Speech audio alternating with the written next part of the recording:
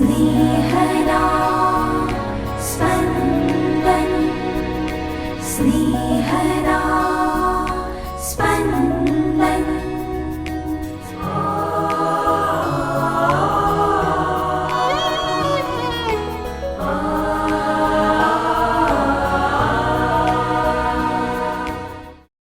આગમન ઋતુનો ત્રીજો રવિવાર. પ્રભુના આગમનની તૈયારી માટે લોકોએ શું કરવું જોઈએ? છડીદાર યોહાનને લોકો દ્વારા પૂછાયેલ પ્રશ્નોનો તેઓ શું જવાબ આપે છે તે સાંભળીએ. સંત લુકકૃત શુભ સંદેશ અધ્યાય 3 કડી 10-18. લોકોએ તેમને પૂછ્યું, તો અમારે શું કરવું? તેમણે જવાબ આપ્યો, જેની પાસે 2 પહેરણ હોય તે જેની પાસે ન હોય તેની સાથે વહેંચી લે, અને જેની પાસે ખાવાનું હોય તે પણ એમ જ કરે. જકાતદારો પણ સ્નાન સંસ્કાર લેવા માટે આવ્યા અને તેમણે યોહાનને કહ્યું, ગુરુજી, અમારે શું કરવું? તેમણે તેઓને કહ્યું, ઠરાવ્યા કરતાં વધારે ન ઉઘરાવવું. સિપાહીઓએ પણ તેમને પૂછ્યું, અને અમારે શું કરવું? તેમણે જવાબ આપ્યો, કોઈને ડરાવીને કે ખોટા આક્ષેપો મૂકીને પૈસા પડાવશો નહીં. તમારા પગારમાં સંતોષ માનજો. લોકોમાં પુષ્કળ ઉત્કંઠા વ્યાપી હતી અને સૌ પોતપોતાના મનમાં યોહાનને વિશે વિચારવા લાગ્યા કે કદાચ એ ખ્રિસ્ત તો ના હોય. પણ યોહાને તે બધાને કહ્યું, હું તો તમને પાણીથી સ્નાન સંસ્કાર કરાવું છું, પણ મારા કરતાં વધુ શક્તિશાળી પુરુષ આવી રહ્યો છે. હું તો તેના પગરખાની વાદળી છોડવાને પણ લાયક નથી. તે તમને પવિત્ર આત્મા અને અગ્નિ વડે સ્નાન સંસ્કાર કરાવશે. તેના હાથમાં સૂપડું તૈયાર છે, અને તે પોતાના ખડાને સોય ઝાટકીને સાફ કરી નાખશે. ઘઉં તે પોતાના કોઠારમાં ભરશે, પણ ફોતરા કદી ઓલવાય નહીં એવા અગ્નિમાં બાળી મૂકશે. બીજી અનેક વાતોનો ઉપદેશ કરતા કરતા યોહાન લોકોને શુભ સંદેશ સંભળાવતા. स्नेहदा स्पन्दन स्पन्दन। આજના શુભ સંદેશમાં સ્નાન સંસ્કારક યોહાન તેમની પાસે સ્નાન સંસ્કાર માટે આવનાર લોકોને ઈસુ માટે રસ્તો તૈયાર કરવાની તૈયારી રૂપે તેમના જીવનને અનુરૂપ સલાહ આપે છે. આમાં સામેલ છે સામાન્ય લોકો, જકાતદારો અને સિપાહીઓ, જેઓ સ્નાન સંસ્કારક યોહાનના હૃદયપલટાની હાકલને કારણે તેમની પાસે નેકીભર્યું જીવન જીવવા માટે સલાહ માગે છે. યોહાન સામાન્ય લોકોને પરગજુપણાની ભાવનાથી જીવન જીવવાની સલાહ આપે છે, તો શોષણ અને લાંચ રૂશ્વત માટે બદનામ જકાતદારોને પ્રમાણિકતાપૂર્વક જકાત ઉઘરાવવાની અને સિપાહીઓને કોઈને ફસાવીને લાંચ પડાવવાનું છોડી દેવાની સલાહ આપે છે. આ સલાહ આજના સમયમાં આપણા સૌના જીવનમાં પણ એટલી જ પ્રસ્તુત છે. નેકી, પ્રમાણિકતા, પરગજુપણું, દયાધર્મ અને સદાચાર એવા સદ્ગુણો છે જેમને કાલખંડ સ્પર્શી શકતો નથી. જે રીતે માનવીની 3 મૂળભૂત જરૂરિયાતો એટલે અન્ન, વસ્ત્ર અને આવાસ આદિયુગથી આજ સુધી યથાવત છે, તેમ એક ઈશ્વરપરાયણ જીવન જીવવા માટે આ સદ્ગુણોની માનવ જીવનમાં ચિરકાલીન જરૂરિયાત છે. નેકીભર્યું જીવન જીવવું એટલે કોઈને નડ્યા વગર કોઈ પણ જરૂરિયાતમંદને આપણાથી શક્ય એવી મદદ કરવાની સાથે આપણી કૌટુંબિક જવાબદારી નિભાવીએ અને આપણા જીવન નિર્વાહ માટે કરતા હોઈએ એવી કોઈ પણ પ્રવૃત્તિ પ્રમાણિકતાપૂર્વક કરીએ. આપણે આપણા જીવનમાં યોહાનની સલાહ સૂચન કેવી રીતે અને ક્યાં ક્યાં લાગુ પડે છે એ પર વિચારીએ અને એનો શક્ય એ રીતે અમલ કરીએ. પરગજુપણું આપણા જીવનમાં કેવી રીતે અપનાવી શકીએ? આપણું જીવન બીજા માટે ઠોકરરૂપ નહીં પણ નમૂનારૂપ કેવી રીતે જીવી શકીએ? આ પ્રશ્નો પર પણ વિચાર કરીએ. આપણા ઘરોમાં કામ કરતા ભાઈ બહેનોનું આપણા હાથે શોષણ ન થાય અને આપણા બિનજરૂરી ખર્ચાઓ ટાળીને તેમની સાથે થોડી ઉદારતાથી વર્તીએ, એ પણ આપણા 2 પહેરણમાંથી 1 પહેરણ આપ્યા બરાબર જ છે, ખરું ને? યોહાનની ભૂમિકા હતી ઈસુ માટે રસ્તો તૈયાર કરવાની, જે તેમણે લોકોને પસ્તાવા તરફ વાળીને અને ઈસુના શુભ સંદેશની પૃષ્ઠભૂમિકા બાંધીને અદ્ભુત રીતે નિભાવી હતી. જકાતદારો અને સિપાહીઓનો સમાવેશ ઈસુના જીવનમાં તેમની હાજરી તરફનો સંકેત છે. યોહાનની વિનમ્રતા સ્પર્શી જાય એવી છે.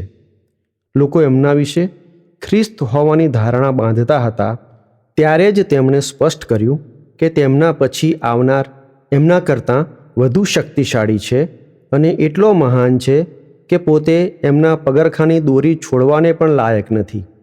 આજની દુનિયામાં પોતે ન કરેલ કાર્ય માટે પણ જશ ખાટવાની હોડ લાગતી હોય છે, ત્યારે યોહાનની આવી વિનમ્રતા આપણને નવો માર્ગ બતાવે છે.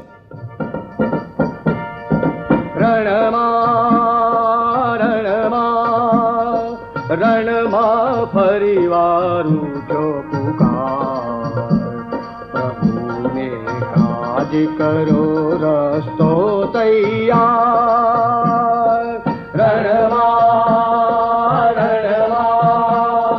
રણમાં ફરીવાર ઊંચો પુકાર, પ્રભુને કાજ કરો રસ્તો તૈયાર.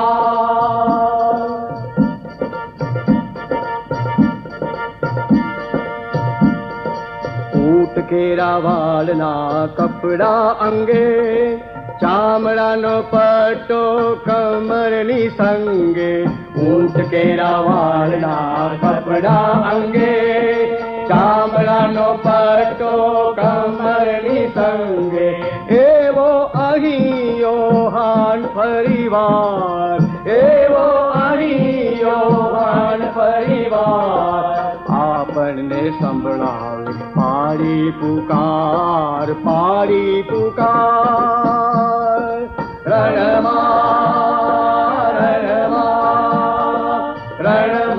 ફરીવાર ઊંચો પુકાર, પ્રભુને કાજ કરો રસ્તો તૈયાર.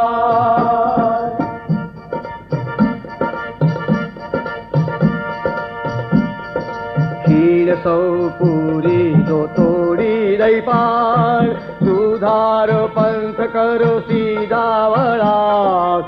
ખીણ સૌ પૂરી તો તોડી દઈ પાર, સુધારો પંથ કરો સીધા વળાંક. કરો પશ્ચાતાપને અંતર ધુઓ, કરો પશ્ચાતાપને અંતર ધુઓ. ઈશ્વરનું રાજ તો પાસે જુઓ, પાસે જુઓ.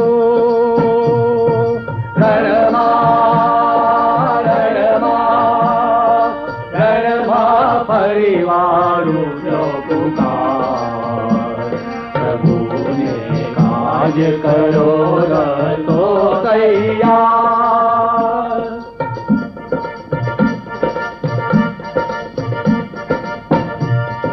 વૃક્ષો પરે ઘા તોળાઈ રહ્યો, કુહાડા પડવાનો સમય થયો. વૃક્ષો પરે ઘા તોળાઈ રહ્યો, કુહાડા પડવાનો સમય થયો.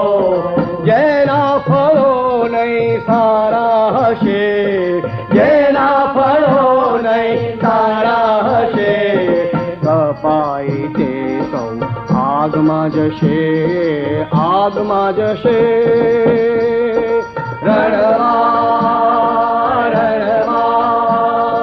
રણમાં ફરીવાર ઊંચો પુકાર, પ્રભુને કાજ કરો રસ્તો તૈયાર.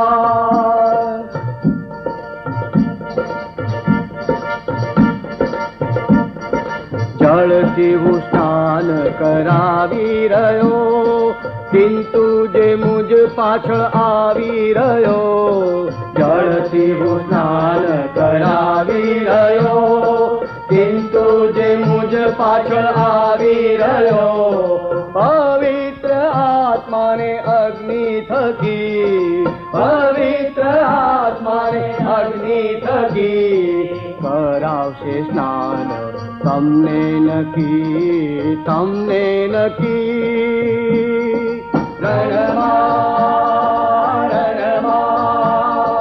રણમાં ફરીવાર ઊંચો પુકાર, કરો રસ્તો તૈયાર.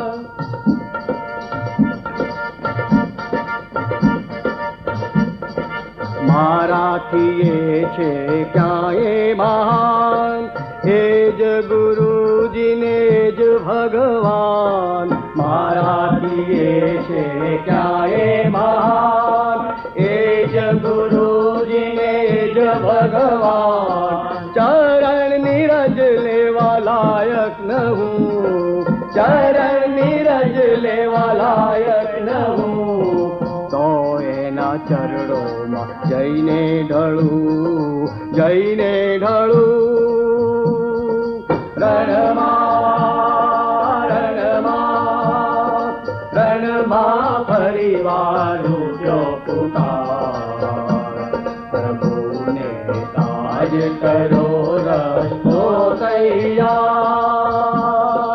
રણમાં રણમાં રણમાં ફરીવાર રૂપ્યો પુકાર. પ્રભુને તાજ કરો